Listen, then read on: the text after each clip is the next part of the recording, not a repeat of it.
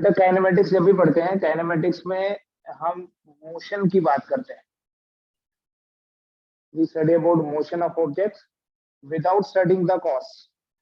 Motion के बारे में पढ़ेंगे, मोशन किस कारण से होता है उसके बारे में नहीं, मतलब फोर्स के बारे में नहीं पढ़ते। और जब हम मोशन की बात करते हैं, ब्रॉडली मोशन को दो कैटेगरीज में डिवाइड करेंगे। One is called as uniform motion and the other is uniformly accelerated motion. Uniform नहीं, यूनिफॉर्मली एक्सेलरेटेड मोशन। क्या डिफरेंस है बेटा? यूनिफॉर्म और नॉन यूनिफॉर्म नहीं लिखा मैंने, यूनिफॉर्मली एक्सेलरेटेड लिखा।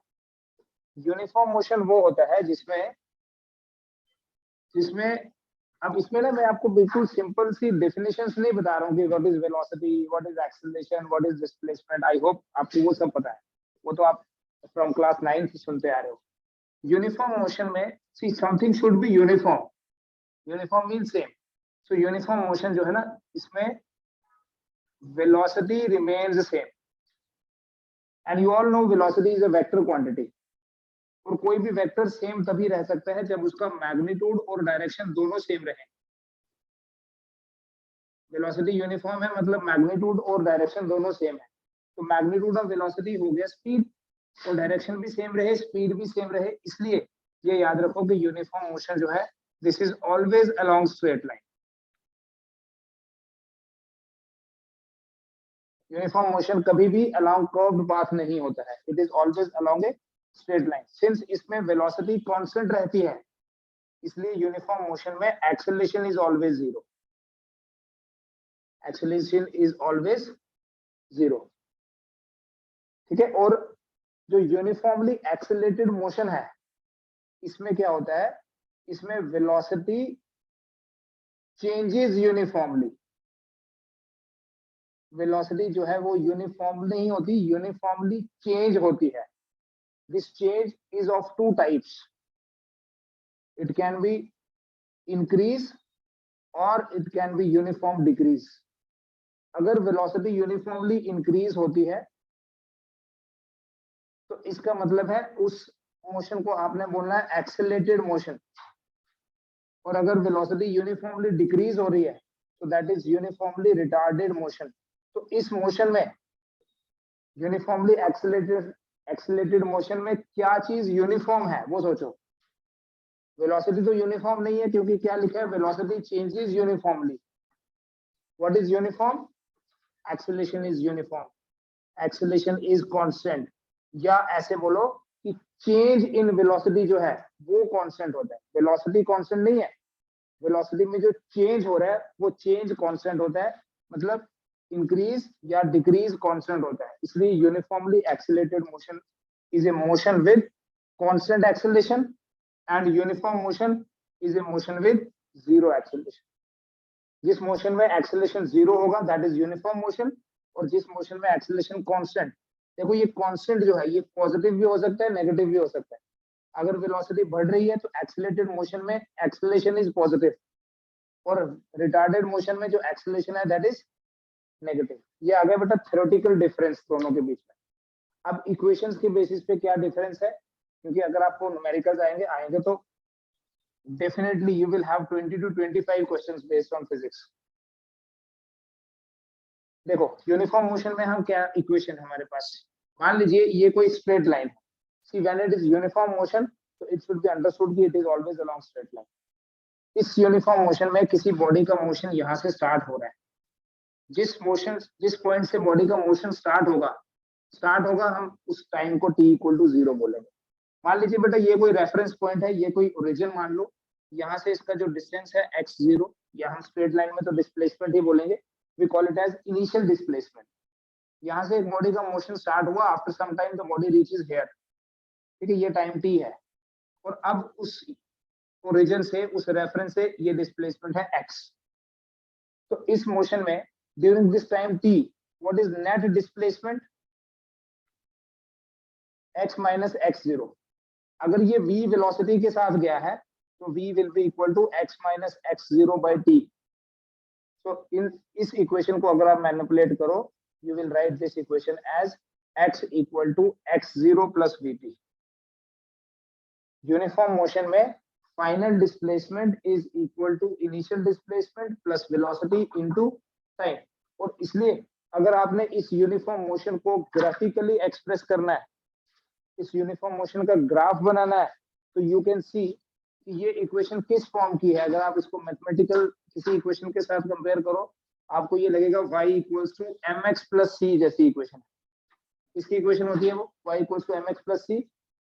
It is the equation of a straight line. तो अगर मैं इस इक्वेशन के बेसिस पे ग्राफ बनाऊं representing uniform motion taking x along vertical axis and time along horizontal axis, जब भी आप काइनेमेटिक्स में ग्राफ बनाओगे, time is always independent quantity, it is taken along the horizontal line. बेटा अगर t का वैल्यू 0 हो, यहीं से देखो, अगर t का वैल्यू 0 होगा तो x will be equal to x0। तो यहाँ पर अगर आप t का वैल्यू 0 पुट करो, x will be equal to x0। ठीक है, ये वैसी इक्वेशन है जिसे आप y equal to mx plus c लिखो या c प्लस ms लिखो, it's one and the same thing. तो x equal to x0 and after that it goes on increasing uniformly. Uniform increase है, that is why it will be a straight line. y equals to mx plus c का graph या x equal to x0 plus vt का graph एक जैसा है। ठीक है, this is representing y, this is representing m। m means slope, t is x and x0 is c। ठीक है बेटा, देखो यहां से if I take this as x axis, anything parallel to x axis is x axis। तो ये time axis है, इसके पैरेलल में ये टाइम एक्सिस है, दिस एंगल इज थीटा। ये जो आपके पास ट्राइंगल बन गई, इसमें ये है x और ये है x0।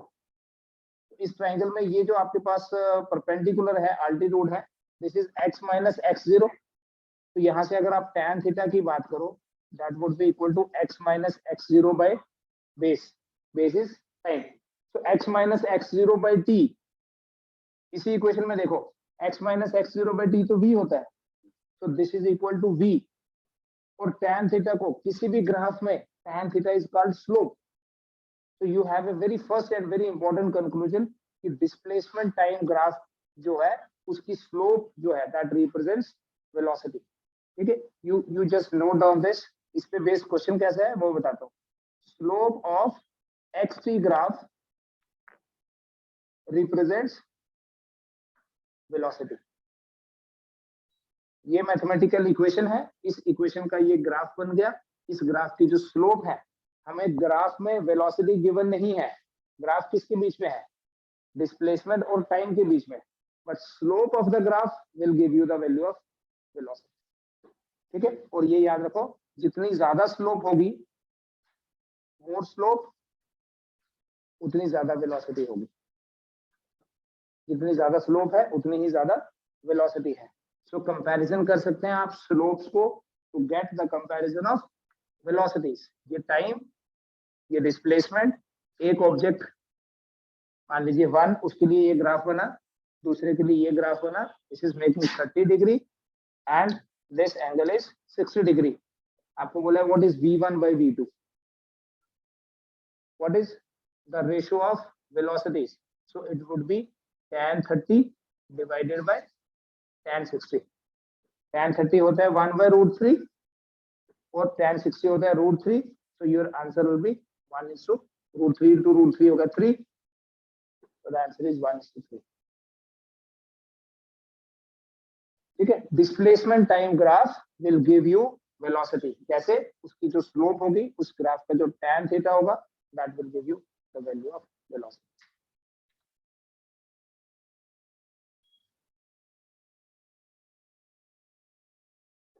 डन।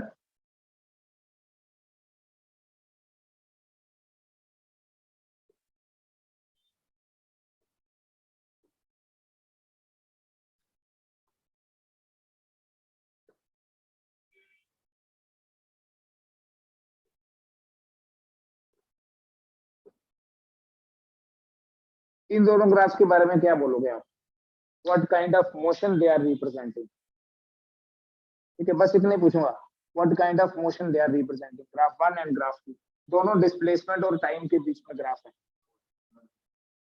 नॉन यूनिफॉर्म तो है, स्पेसिफिकली बताना है what kind of non uniform. पहले ये देखो, क्या यहाँ स्लोप बढ़ रही है कि कम हो रही है? कैसे पता चलेगा? देखो, you just draw parallel lines parallel to this time axis. तो ये वाला एंगल अगर θ1 है तो ये ऑब्वियसली उससे बड़ा है, ये ऑब्वियसली उससे भी बड़ा है। θ3 जो है वो θ2 से बड़ा है और θ2 जो है वो θ1 से बड़ा है। जब आप स्ट्रेट लाइन बनाते हो ना, it will B same, corresponding angle बनेंगे सारे। सो हियर tan θ3 tan θ2 से और वो tan θ1 से बड़ा होगा। बट अभी हमने देखा कि tan थीटा तो वेलोसिटी को रिप्रेजेंट करता है।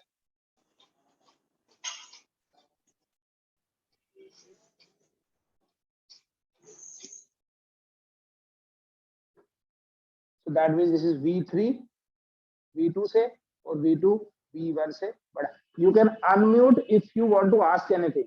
गिरीत, अनम्यूट तब करना जब पूछना हो कुछ। ऐसे अनम्यूट करोगे तो मुझे बड़ा म्यूजिक सुनाई देगा आपका। So this is increasing velocity. So increasing velocity जिसमें होती है उसे क्या बोलते हैं? Accelerated motion. So this kind of graph, ठीक है, इसे बोलते हैं अपवर्ड पैराबोला। अगर आप पूरा बनाओगे तो, आज मैं यहाँ नहीं बना रहा हूँ क्योंकि टाइम कभी नेगेटिव नहीं होता। This kind of parabola is upward parabola. It is representing accelerated motion. And here, ध्यान से देखो, this angle is bigger. ये छोटा हो गया और छोटा हो गया। ऐसे देखो ना, ये ग्राफ जो है this is shifting away from time axis. तो obviously एंगल बढ़ रहा है और tan of that angle represents velocity. ये जो ग्राफ है ये टाइम एक्सिस की तरफ जा रहा है, मतलब एंगल कम हो रहा है। और एंगल कम होगा तो सीधा बोलोगे tan theta is decreasing, so velocity is decreasing, and that is called as motion with negative acceleration. और नेगेटिव एक्सेलरेशन मतलब रिटार्डेड मोशन। ठीक है, तो पहला कंक्लूजन आपने ये याद रखना है कि डिस्प्लेसमेंट और टाइम के बीच में जो ग्राफ होता है उसकी स्लोप वेलोसिटी को रिप्रेजेंट करता है। Slope of velocity time displacement time graph represents velocity. ठीक है, कांस्टेंट स्लोप होगी। कांस्टेंट स्लोप मतलब अगर स्ट्रेट लाइन होगी तो यूनिफॉर्म मोशन है। अपवर्ड पैराबोला होगा तो एक्सेलरेटेड मोशन है। और अगर राइट पैराबोला होगा, ये पैराबोला बनाओ ना, पूरा राइट साइड पैराबोला बोलेंगे इसको। ऐसे अगर पूरा बनाऊं तो it will be like this. तो it is representing decrease in velocity, और वेलोसिटी डिक्रीज होने वाले मोशन को रिटार्डेड मोशन बोलते हैं। ठीक है, एनी क्वेश्चंस? नहीं है? Just tell me about this. अगर ग्राफ ऐसा हुआ तो क्या बोलोगे? What will be the position of the body? Uniform motion है, एक्सेलरेटेड है, कैसा है? इसका मतलब है बॉडी इज नॉट मूविंग। ठीक है, टाइम चेंज हो रहा है, displacement is always same, so body is at rest. और अगर डिस्प्लेसमेंट टाइम ग्राफ बेटा ऐसा हुआ तब क्या बोलेंगे?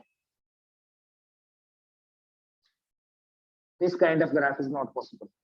ये ऐसा बता रहा है कि टाइम तो सेम है बट बॉडी मूव कर रही है। सेम टाइम पे बॉडी की डिस्प्लेसमेंट 0 भी है, 10 भी है, 20 भी है, 50 भी है। This is not possible. क्या ऐसा ग्राफ पॉसिबल है? सोचो, मैं बना रहा हूँ एक और। Can it be like in the form of a curve? No, क्योंकि देखो ये टाइम की एक ऐसी वैल्यू है जिसमें डिस्प्लेसमेंट दो जगह है, दो वैल्यूज नहीं हो सकती। ठीक है, it can not be in the form of A close curve. This is also not possible.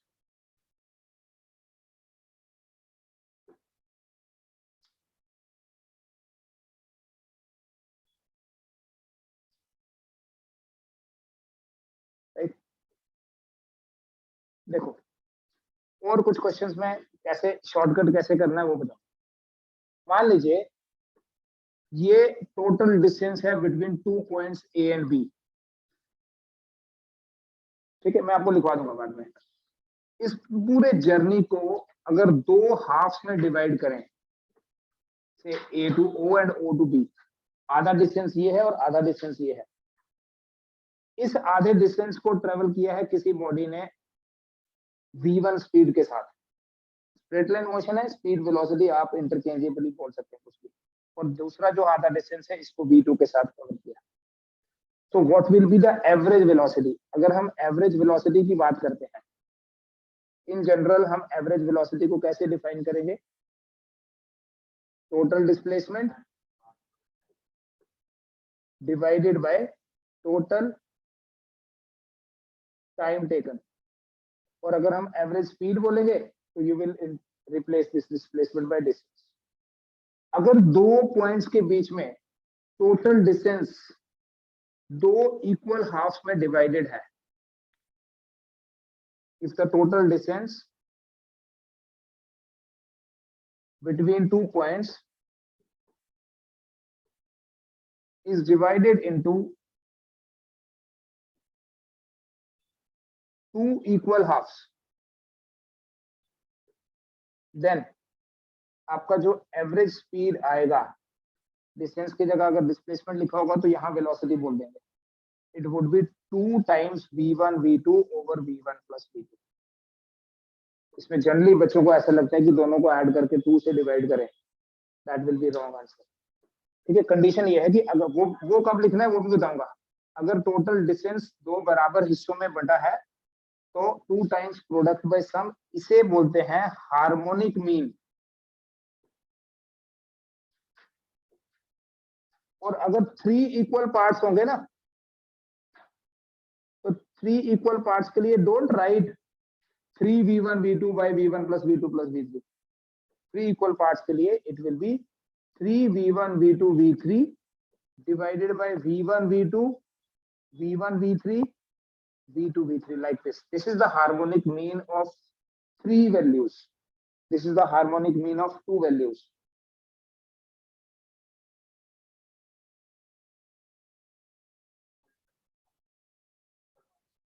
Equal half, 3 equal half.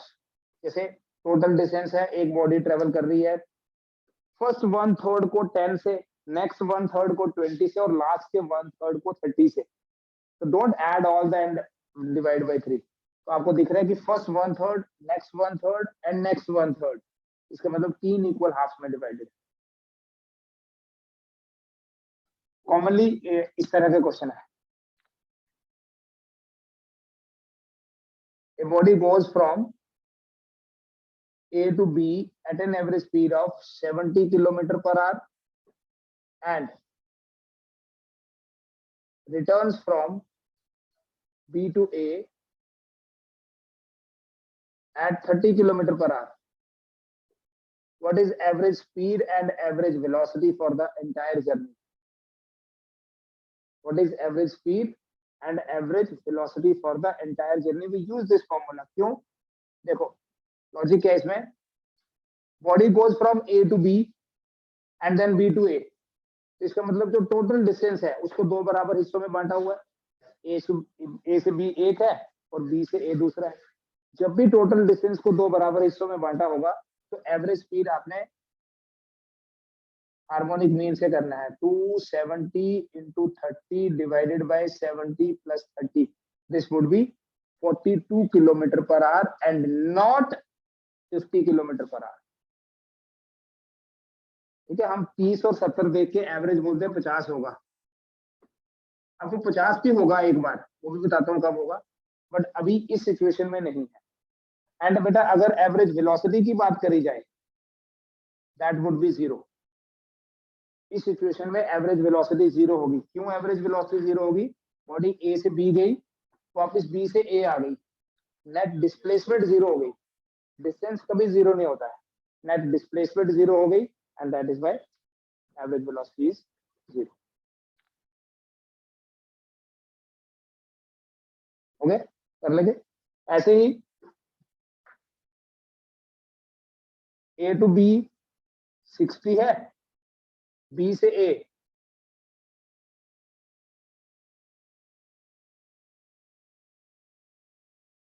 40 km per hour.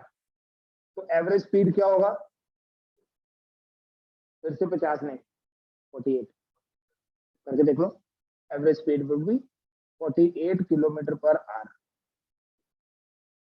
जब भी टोटल डिस्टेंस दो बराबर हिस्सों में बंटा होगा तो average speed will be taken as the harmonic mean of the individual speeds, not the arithmetic mean.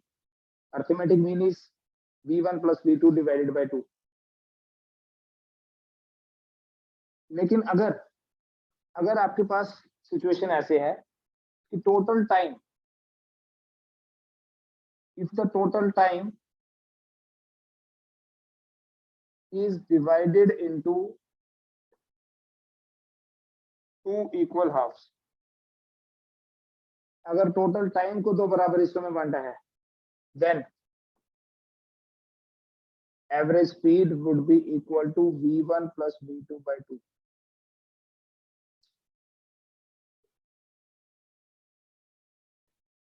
अगर टोटल टाइम को 2 बराबर हिस्सों में बांटा है तो average speed would be v1 plus v2 by 2. जैसे the speed of a car for first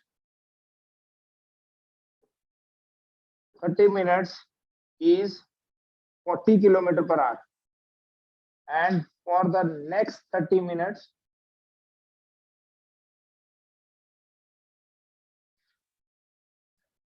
it is 60 km per hour. What is average speed for entire journey? पूरे जर्नी की एवरेज स्पीड कितनी होगी? यहाँ आपको दिख रहा है कि पूरा जर्नी जो है that is divided into 2 equal times. पहले 30 मिनट, अगले 30 मिनट. इसका मतलब पूरे 1 घंटे में उसने ट्रेवल किया है. पहले आधे घंटे 40 के साथ, अगले आधे घंटे 60 के साथ. तो यहाँ आपने 40 plus 60, दिस वुड बी 50. क्योंकि ये डिफरेंस है दोनों में. ये जो है ना, इसको बोलते हैं अर्थमेटिक मीन. ये तो बड़ा कॉमन है, ये आपको पता है, बट ये आपने तब यूज करना है अगर टोटल टाइम को बराबर हिस्सों में बांटा है. 2 बराबर हिस्से होंगे तो v1 plus v2 by 2, और अगर 3 हुए तो v1 plus v2 plus v3 divided by 3. बेटा अगर कभी स्ट्रेट लाइन मोशन हो रहा है तो हम वेलोसिटी के मैग्नीट्यूड को ही स्पीड बोलते हैं, हमेशा नहीं. देखो मान लो एक ऑब्जेक्ट यहां से यहां गया, ए से B along this path. It has taken a semi circular path, और इस सेमी सर्कल का जो रेडियस है, say that radius is 1 metre. ठीक है, और जनरली बता देता हूं, let this radius is r. We can put the value जो भी गिवन होगी. और इस बॉडी को, इस ऑब्जेक्ट को ए से बी जाने में जो टाइम लगा वो t टाइम है. तो क्या ये मोशन अलोंग स्ट्रेट लाइन हुआ? नहीं. This is motion along A semi circular path. It is not a straight line. इसमें अगर ये पूछा जाए ए से बी टाइम लगा t, रेडियस r है, तो बताओ what is average, what is speed, या एवरेज स्पीड ही बोल दो. एवरेज स्पीड यहाँ कितनी होगी, या स्पीड कितनी होगी, क्योंकि यहाँ तो एक ही जर्नी है. स्पीड कितनी होगी बेटा? ए से बी गई ना बॉडी, डिस्टेंस कितना ट्रेवल किया? Average speed is distance travel divided by time. तो डिस्टेंस जो पूरा सरकमफ्रेंस होता तो 2 पाई r होता. ये तो हाफ है, so it is pi r upon t, क्योंकि यहाँ से यहाँ जाने में जो टाइम लगा है वो t. बट अगर पूछा जाए what is magnitude of average velocity, तो that is magnitude of displacement divided by time. जब ये पार्टिकल ए से बी गया है, डिस्टेंस तो ये ट्रेवल किया, but what is displacement? 2r. Displacement is the shortest distance, चाहे किसी ने ट्रेवल नहीं भी किया. 2 पॉइंट्स जो गिवन है उनके बीच के शॉर्टेस्ट डिस्टेंस को ही डिस्प्लेसमेंट बोलते हैं. तो डिस्प्लेसमेंट इज 2r, और टाइम तो उतना ही लगा है.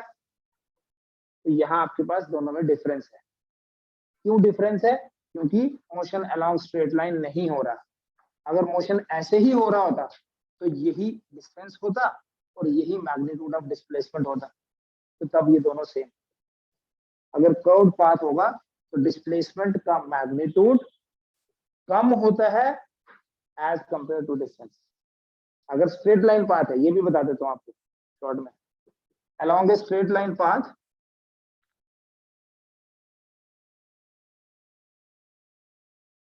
डिस्प्लेसमेंट का जो मैग्नीट्यूड होता है वो डिस्टेंस के बराबर होता है। कभी ये नहीं लिखना कि displacement is equal to distance, क्योंकि एक तरफ अगर वेक्टर है तो दूसरी तरफ भी वेक्टर ही होना चाहिए। तो हम मैग्नीट्यूड ऑफ डिस्प्लेसमेंट लिखते हैं, that is a scalar. Along A straight line path displacement का जो मैग्नीट्यूड है वो डिस्टेंस के बराबर है, but along A curved path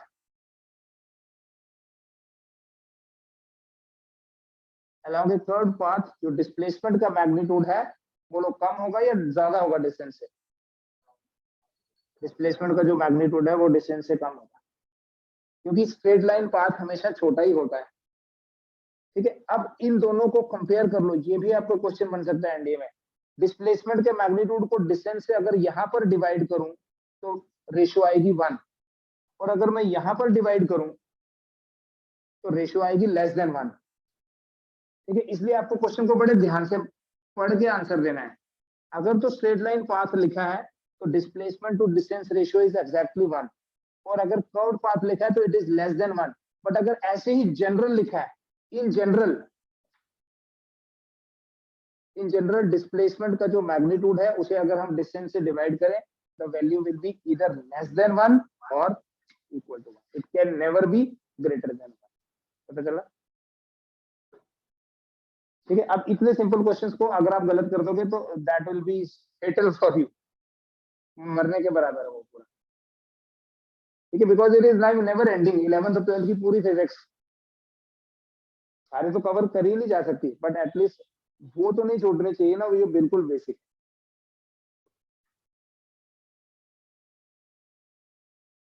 बता दो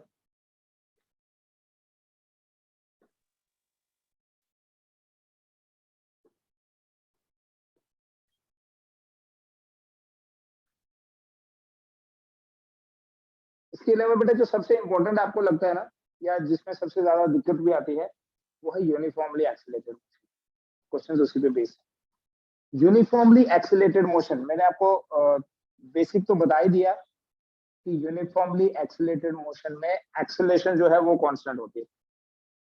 acceleration is constant. Uniformly accelerated motion में एक्सेलरेशन कांस्टेंट है, इसका मतलब वेलोसिटी में जो चेंज हो रहा है वो कांस्टेंट है। Acceleration is not velocity upon time, acceleration is change in velocity upon time. ठीक है, so that means v minus u जो है that is directly proportional to time।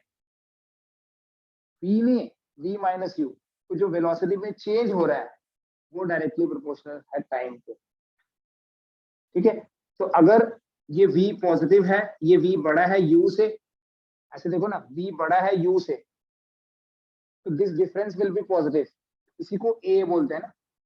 This difference will be positive बोलेंगे, acceleration positive आ गई।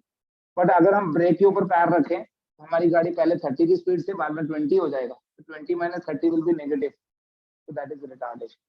तो accelerate करना मतलब velocity को बढ़ाना, और रिटार्ड करना या डिसेलरेट करना मतलब वेलोसिटी को कम करना, नेगेटिव एक्सेलरेशन प्रोड्यूस करना। ये जो यूनिफॉर्मली एक्सेलरेटेड मोशन होता है, this can be understood with the help of 4 equations, very common equations, आपने बहुत बार देखी होंगी पहले।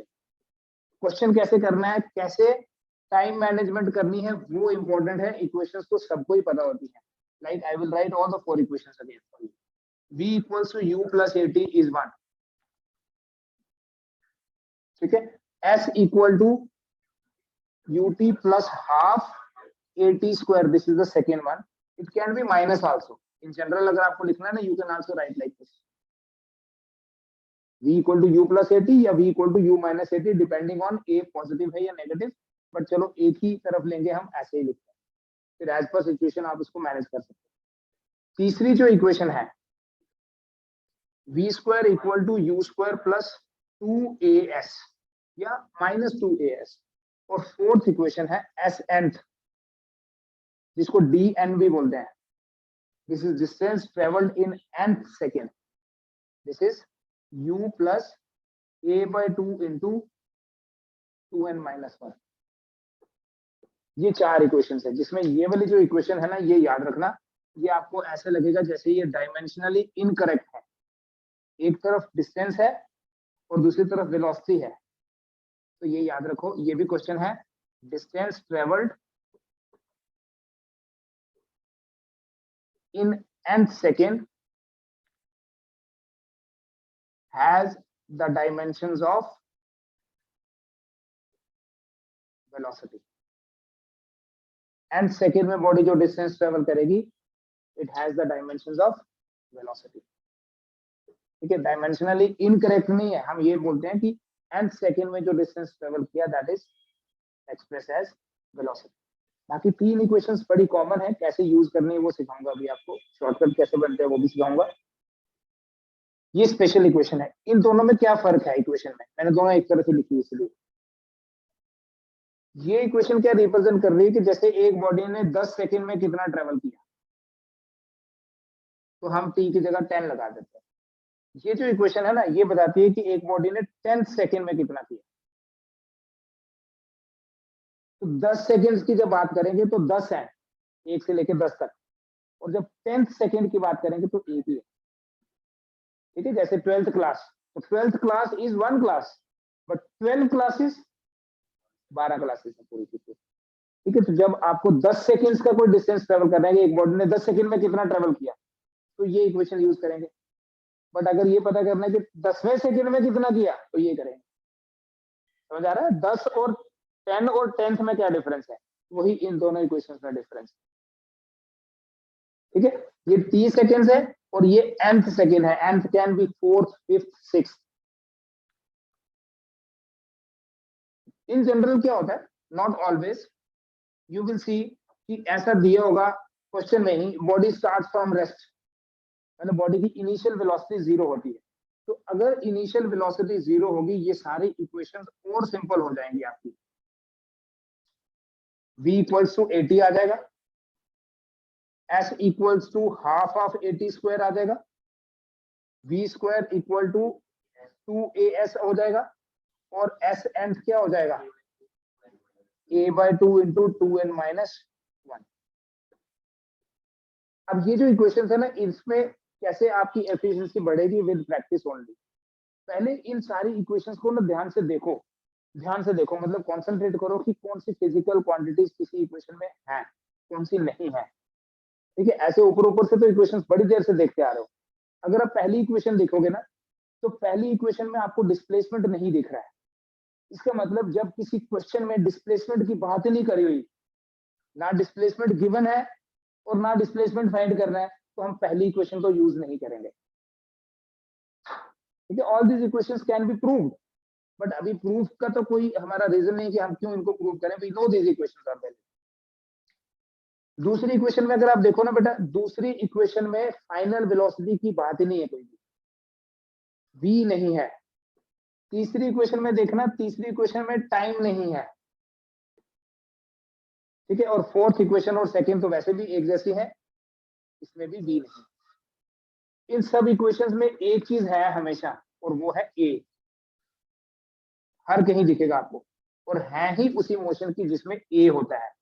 अगर a भी नहीं हो, अगर a भी नहीं हो, तो ये इक्वेशंस तो ऐसे आएंगी, v equal to u, v square equal to u square, वो तो यूनिफॉर्म मोशन हो गया, s equal to ut, displacement is equal to velocity into time. ठीक है, s nth is equal to u, इसलिए बोला डिस्प्लेसमेंट और distance travelled in nth second has the dimensions of velocity. Use कैसे करने equations, कौन सा ऐसा एग्जांपल जिसमें यूनिफॉर्मली एक्सेलरेटेड मोशन होता है, वेरी कॉमन एग्जांपल, एंड इस पे क्वेश्चन भी आपके बनेंगे फिर से, motion under gravity.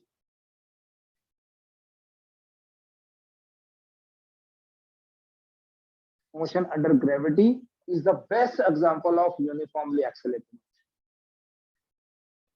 best in terms of questions asked. Otherwise भी daily life में भी you can relate this motion, motion under gravity. इसमें जो a होता है, acceleration जो होता है, that is either plus g और minus g, और जब आपको स्पेसिफिकली वैल्यूज डालनी होंगी ना, आप 9.8 मीटर पर सेकेंड स्क्वायर डालोगे एंड समटाइम्स 10 लिख सकते हो, to make the thing simple. Motion under gravity is an example of uniformly accelerated motion. ठीक, देखना ध्यान से। इसमें बेटा दो केसेस होते हैं जो आपके क्वेश्चंस बनेंगे। एक कि अगर हम किसी बॉडी को ग्राउंड लेवल से, ये ग्राउंड लेवल है, ग्राउंड लेवल से ऊपर फेंक रहे हैं। ऑब्वियसली जब ग्राउंड से ऊपर फेंका तो कुछ ना कुछ वेलोसिटी देनी पड़ेगी तभी ऊपर जाएगा। तो नीचे से ऊपर जाते टाइम कभी इनिशियल वेलोसिटी जीरो नहीं हो सकती। अगर वेलोसिटी दे ही नहीं तो ऊपर कैसे गया? ठीक है, इसका मतलब हमें यहाँ से कुछ ना कुछ वेलोसिटी देनी पड़ेगी और ये आपका एक गिवन पैरामीटर होगा। In most of the questions जब अपवर्ड मोशन की बात की जाएगी तो ये दिया होगा कि किस वेलोसिटी से अपवर्ड थ्रो किया है। ठीक है, जितनी भी हाइट पे ये गया, मान लो यहां तक गया, जैसे जैसे ये ऊपर जा रहा है इसकी वेलोसिटी कम होती जा रही है। ठीक है, and there will be, because gravity नीचे पुल करती है इसको, and there will be a stage जब उसकी वेलोसिटी जीरो हो जाएगी। इसका मतलब जब ये ऑब्जेक्ट नीचे से ऊपर जा रहा है इसकी वेलोसिटी कम हो रही है, सो हम ए की जगह माइनस जी लिखेंगे। अब ऐसा क्वेश्चन देखो, सिंपल सा क्वेश्चन ये है मेरा कि एक बॉडी को अगर मैं u वेलोसिटी के साथ ऊपर फेंक रहा हूं तो वो कितनी हाइट तक जाएगी? इसका मतलब ये है कि कितना डिस्टेंस ट्रेवल करने के बाद उसकी फाइनल वेलोसिटी जीरो हो जाएगी, है ना? कितनी हाइट तक जाएगी या कितने डिस्टेंस, हाइट मतलब डिस्टेंस हुआ, कितने डिस्टेंस के बाद उसकी वेलोसिटी जीरो हो जाएगी। तो कौन सी इक्वेशन यूज करेंगे? Equation number 3। टाइम की बात की नहीं, टाइम पूछा भी नहीं है, तो इसमें क्या यूज करूंगा? Zero square equal to u square minus 2gh। H की जगह एच लिख दिया, ए की जगह माइनस जी लिख दिया, बी की जगह जीरो लिख दिया, इक्वेशन 3 यूज की। तो आप अगर इसे सॉल्व करोगे ना तो आपका एच आ जाएगा यू स्क्वायर बाई 2g। तो कितनी हाइट तक वो जाएगी, जी तो फिक्स्ड है, वो डिपेंड करता है यू के साथ। तो कैसे डिपेंड करता है, याद रखना, जब भी आप किसी बॉडी को नीचे से ऊपर फेंकते हो तो कितनी हाइट तक जाता है वो डायरेक्टली प्रोपोर्शनल होता है यू स्क्वायर के। तो अगर हम वेलोसिटी को डबल करेंगे तो हाइट 4 टाइम्स हो जाएगी। अगर यहाँ सिर्फ u होता तो बोलते velocity double height double, velocity triple height triple, but ये u स्क्वायर है तो 2 का स्क्वायर विल बी 4। अगर वेलोसिटी डबल होगी, मतलब अगर ऐसे क्वेश्चन है 20 किलोमीटर पर आवर से फेंका या 20 मीटर पर सेकेंड से फेंका, h हाइट पे गया, 40 से फेंकेंगे तो 4h पे जाएगा। ठीक है, h is directly proportional to u square. दूसरा ये कि इस ऑब्जेक्ट को मैक्सिमम हाइट तक पहुंचने में टाइम कितना लगेगा। इसका मतलब ये है, ये पूछ रहे हैं कि इस ऑब्जेक्ट को जिसको u से हमने फेंका है कितनी देर बाद उसकी वेलोसिटी जीरो हो जाएगी। हाइट की बात नहीं करनी है, कितने टाइम के बाद उसकी वेलोसिटी जीरो हो जाएगी। बताओ कौन सी इक्वेशन यूज करें? इसमें v equal to u plus a t करेंगे, तो बोले 0 equal to u minus g t. तो आपके पास ये t कितना आ जाएगा पता है? t आ जाएगा u बाई जी। इसका मतलब है कि time to reach maximum height जो है वो डायरेक्टली प्रोपोर्शनल होता है u के। हाइट, मैक्सिमम हाइट जो है वो u स्क्वायर के प्रोपोर्शनल है, but time to reach maximum height u के प्रोपोर्शनल है। तो वेलोसिटी अगर डबल करें 20 से 40 करेंगे तो टाइम t से 2t हो जाएगा, लेकिन हाइट h से 4h हो जाएगी। ये आप नोट कर लो पहले, फिर आगे।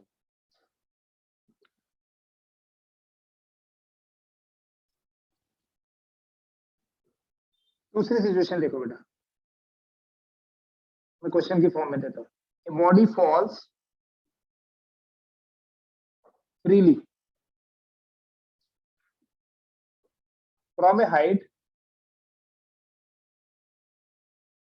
h above the ground। ठीक है, फ्री फॉल का मतलब है कि उसको हमने कोई वेलोसिटी नहीं दी, we just keep it here, it goes down, this is free fall. जब भी फ्री फॉल होगा तो देखो, body falls freely from a height h above the ground। Question क्या है? In what time it reaches the ground. कितनी देर में ये ग्राउंड में पहुंचेगी and with what velocity it hits the ground, कितनी velocity से ये ground को hit करती है. This is the second situation. ये ग्राउंड लेवल है, ये मान लीजिए कोई टावर है जिसकी हाइट है h और एक ऑब्जेक्ट को हमने कीप इट हियर u0 है, फ्री फॉल में we do not give any velocity, so it falls due to gravity only. और जैसे जैसे ये नीचे आता है इसकी वेलोसिटी बढ़ती जाती है एंड ये ग्राउंड को हिट करता है विद मैक्सिमम वेलोसिटी. तो what is that maximum velocity, that is the second part. और यहां से यहां आने में उसको टाइम कितना लगा. फर्स्ट पार्ट देखिए क्या क्या दिया हुआ है. ये दिया हुआ है कि h हाइट से गिर रही है, इसका मतलब हमें डिस्प्लेसमेंट गिवन है, इनिशियल वेलोसिटी गिवन है 0 है, एक्सेलरेशन प्लस g लेंगे और हमें निकालना क्या है, टाइम निकालना है. तो हमारे पास एक ही चॉइस है, हम सेकंड इक्वेशन यूज करें, है कि नहीं. और कोई इक्वेशन यूज करके देखो आप उलझ जाओगे इक्वेशंस में. h 0 into t 1/2 gt square. So h equal to 1/2 gt square. तो इसको आप सॉल्व कर लेना, t आ जाएगा रूट ऑफ 2h/g, जिसका ये मतलब है कि time to reach the ground t is directly proportional to root h.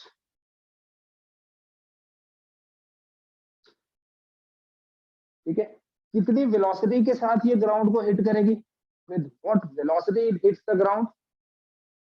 इसका मतलब ये है कि अगर अभी वेलोसिटी u है तो h डिस्टेंस ट्रेवल करने के बाद वेलोसिटी कितनी हो जाएगी. तो कौन सी इक्वेशन यूज करूं, टाइम कहाँ है, टाइम क्यों निकालेंगे. इसका मतलब उस क्वेश्चन को करने के लिए ये भी करना पड़ेगा फिर. तो बेटर ये कि हम वो इक्वेशन यूज करें जिसमें टाइम है ही नहीं, and that is the equation number 3. तो क्या लिखेंगे, v square equal to u square plus 2as की जगह gh लिख देंगे, u तो 0 है. तो हम दो इक्वेशन क्यों सॉल्व करें जब हमें एक से ही रिजल्ट मिल जाएगा. ठीक है, नोट कर लीजिए.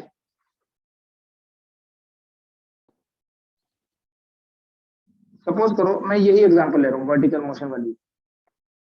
एक बॉडी किसी हाइट से डाउनवर्ड फॉल करने लगी, u0 है, u0 है. मुझे ये बताओ कि अगर एक सेकेंड बाद बॉडी यहां पहुंच गई तो पहले एक सेकेंड में उसने कितना डिस्टेंस ट्रेवल किया.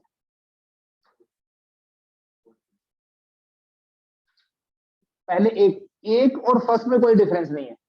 h1 विल बी u0 है ना, 1/2 g into 1 स्क्वायर. फोर्थ लगाओ या सेकेंड लगाओ सेम आएगा. So it will be equal to g/2. Solve करके देखना, याद भी रखना जब भी कोई बॉडी रेस्ट से स्टार्ट होती है तो पहले एक सेकेंड में वो ट्रेवल करती है k/2. यहाँ डाउनवर्ड है इसलिए g/2. पहले आपको ये भी याद रखना है, जैसे आप ये याद रखते हो ना 9.8 होता है, ऐसे ये भी याद रखो ये g/2 जो है ये 4.9 है और 2g अगर होगा तो 19.6 है. This will help you in saving time. पहले एक सेकेंड में इतना, पहले 2 सेकेंड में कितना ट्रेवल किया होगा बेटा. 2 सेकेंड बाद बॉडी यहाँ, ये आपके पास h1 आया, 2 सेकेंड बाद मान लो बॉडी यहाँ आ गई, तो ये वाला डिस्टेंस अगर h2 है, h2 बोल रहा हूं मैं, 2 सेकेंड बोल रहा हूँ, 2 सेकेंड, दूसरा सेकेंड नहीं, 2 सेकेंड में ट्रेवल किया h2, 1/2 g into 2 square. u तो 0 है ना, तो 2 सेकेंड में अगर h2 ट्रेवल किया it would be 2g. 3 second में कितना किया होगा, मान लो 3 सेकेंड बाद बॉडी यहाँ आ गई, 3 सेकेंड में कितना किया h3, 1/2 g into 3 square. So that is equal to 9/2 g. 4 second में कितना किया, अभी मैं सेकेंड इक्वेशन बता रहा हूँ, 1/2 g into 4 square that is 16/2 g. 8 नहीं लिख रहा मैं, इस 2 को भी मैं ऐसे लिख दूं 4/2 g. बात वही है, इसको 1/2 g सेम है ना. अब यहां आपने एक डायरेक्टली फॉर्मूला याद रखना है. अगर कोई बॉडी रेस्ट से स्टार्ट होती है तो पहले 1 सेकेंड, पहले 2 सेकेंड, पहले 3 सेकेंड, पहले 4 सेकेंड में जो ये डिस्टेंस की रेशियो है ना, H1, H2, H3, H4. This ratio will be C. ये G/2 कॉमन है.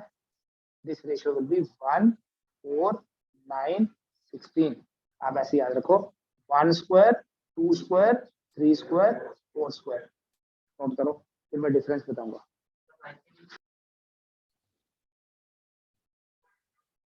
अब देखो बेटा, फोर्थ इक्वेशन कैसे यूज करनी. ये है H1, पहले 1 सेकंड में जो ट्रेवल किया इतना, पहले 2 सेकंड में इतना ट्रेवल किया, तो दूसरे सेकंड में मतलब H सेकंड कितना हुआ. ये H2 है, ये H1 है, तो इनका डिफरेंस हो गया ना, ये H सेकंड कितना होगा. ये 4/2g minus 1/2g. H second कितना बनेगा. 4/2 माइनस 1/2 कितना हुआ. तो 3/2g. H थर्ड कितना होगा. 3 में इतना किया है, 2 में इतना किया था, तो 3 में तीसरे में ये हुआ, तो that will B 9/2g. H third क्या होता है. H3 माइनस H2, तो 9/2g minus 4/2g will be 5/2g. और फिर ऐसे ही H फोर्थ कितना होगा. 16 माइनस 9, 7/2g. ये है H1, H2, H3, H4 की रेशो. लेकिन अगर आपको पता करना है, इसको मिटा दो. H फर्स्ट, H सेकंड, फर्क पता चल रहा है. Third, H fourth. This ratio will be 1, 3, 5, 7. अब ये देख लेना कि ये दोनों मिक्स नहीं हो जाने चाहिए. क्वेश्चन का लैंग्वेज समझना है. 1 सेकेंड, 2 सेकेंड, 3 सेकेंड, 4 सेकेंड. पहला सेकेंड, दूसरा, तीसरा और चौथा. 4 नहीं, फोर्थ. ठीक है. Then the ratio will be 1, 3, 5, 7. Otherwise it is 1, 4, 9, 16.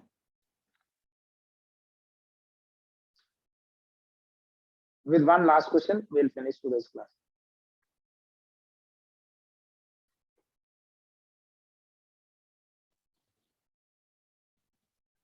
ठीक है. अभी क्वेश्चन है, स्टार्टिंग फ्रॉम रेस्ट, मतलब बॉडी की इनिशियल वेलोसिटी 0 है. Body moves with constant acceleration, मतलब यूनिफॉर्मली एक्सेलरेटेड मोशन है. और टोटल टाइम जो है दैट इज 6 सेकेंड्स. पहले 2 सेकेंड में इसने S1 ट्रेवल किया, अगले 2 सेकेंड में S2 और लास्ट के 2 सेकेंड में S3. तो बताओ S1, S2, S3 की रेशियो क्या होगी. वैल्यू नहीं फाइंड कर भी नहीं सकते क्योंकि एक्सेलरेशन गिवन नहीं है. A is not given. अब ये बताओ कि क्या ये तीनों डिस्टेंस बराबर होंगे. नो, क्योंकि यूनिफॉर्म एक्सेलरेशन है, तो पहले 2 सेकंड में एवरेज वेलोसिटी कम होगी, अगले 2 सेकंड में तो वेलोसिटी और बढ़ गई होगी ना. वेलोसिटी कांस्टेंट थोड़ी ना है. अगर यूनिफॉर्म मोशन होता विद कांस्टेंट वेलोसिटी होता, तो फिर शायद ये क्वेश्चन इतना आसान भी नहीं पूछेगा कोई कि पहले 2 सेकंड में S1 है, दूसरे में S2 है, तो वो तो सेम ही रहेगा. See, here you have to calculate the ratio S1, S2, S3 for a uniformly accelerated motion.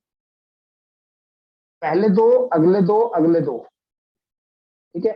This ratio is जैसे फर्स्ट, नेक्स्ट, नेक्स्ट मतलब सेकंड, थर्ड, इक्वल है ना टाइम. तो जब भी टोटल टाइम को इक्वल पार्ट्स में डिवाइड करोगे ना, रेशियो इज 1:3:5. तो इसका आंसर आएगा 1:3:5. But I will prove it for you कि क्या डिफरेंस है इसमें और 1:4:9 क्यों नहीं आ रहा.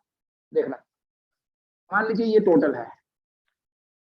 पहले 2 सेकंड में इसने ट्रेवल किया S1, अगले 2 सेकंड में इसने ट्रेवल किया S2. तो मैं लिखूंगा स्टार्टिंग फ्रॉम रेस्ट है, I will write S1 equal to 1/2 A into 2 square. U तो 0 है, so this will be equal to 2A होगा. अब यहां से यहां पहुंच गया, अगले 2 सेकंड में इसने S2 ट्रेवल किया है. बेटा जब S1 ट्रेवल किया था तब तो इनिशियल वेलोसिटी 0 थी. अब 2 सेकंड बाद यहाँ वेलोसिटी 0 थोड़ी ना हुई. या तो मैं यहाँ पर वेलोसिटी फाइंड करूं और इस पाथ के लिए बोलूं ये इनिशियल वेलोसिटी है, या मैं इस पूरे को एक ही ले लूं और बोलूं पहले 4 सेकंड में ट्रेवल किया है, पहले 4 सेकंड में 2 में S1, अगले 2 में S2 किया, तो S1 प्लस S2 ट्रेवल किया 4 सेकंड में. ये कितना बन जाएगा 8A. यहां से S1 का वैल्यू इधर डाल के S2 मेरे पास आ जाएगा 8A minus S1 equal to 6A. क्योंकि S1 to A है, ठीक है। और पहले 6 सेकंड में कितना ट्रेवल किया है बोलो, S1 plus S2 plus S3, so this is equal to 1/2 A into 6 square। तो S1 की जगह x6A plus S3 equal to कितना हो गया 18A, और ये दोनों वैल्यूज उसमें जाके S3 कितना आ जाएगा 10A, 18 minus 8 हो जाएगा ना। तो देखो S1 S2 की रेशियो क्या बनेगी, रेशियो विल बी 2A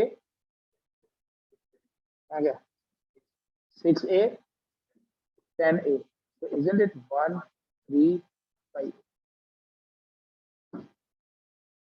ठीक है, इतना कर लीजिए, फिर कंटिन्यू।